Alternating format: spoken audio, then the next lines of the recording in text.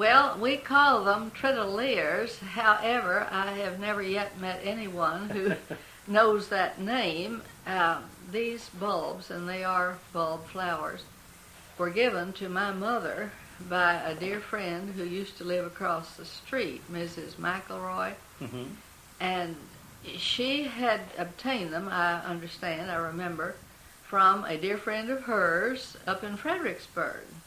And she'd always just said it's an old German flower. Mm-hmm. Well, they do have such up there, you know, and I don't know the history beyond that, and I wish I did, because the word triteleer, which is what she called them, throws everybody. Mm-hmm. And how to spell it, I do not know except by phonetics. Right.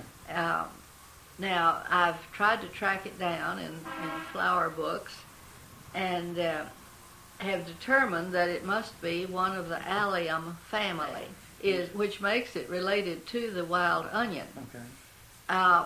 But the wild onion is not developed to the stage this flower is, Mm-hmm. and the wild onion looks more like the weed that it is, whereas this looks like, and is, I guess, a cultivated flower. Even after many, many years, it does not lose its feeling of being a cultivated flower. The blossoms are large, in their best years, 3 to 4 inches in diameter, but that made up of tiny flowerets, each one a perfect little flower.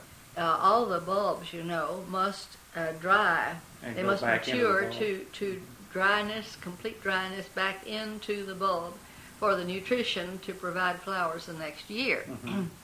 So there is a period, long period, when the whole of the place looks quite trashy because they are gradually dying down. Sure. But if you want the flowers, you put up with that.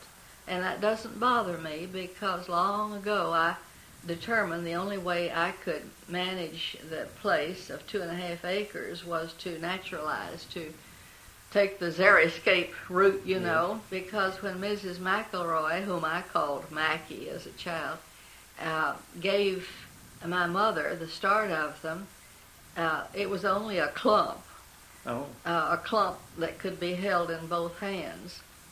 And Wow. Mother put them out here in one of these front round beds on the hill, not really knowing what she was doing. Had she known.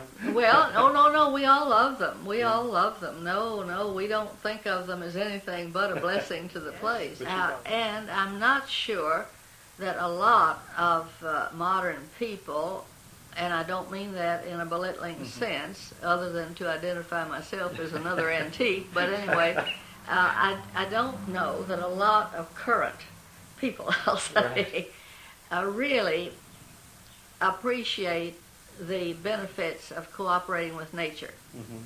And I do believe in that. I have had to believe in it, or I could not have kept going.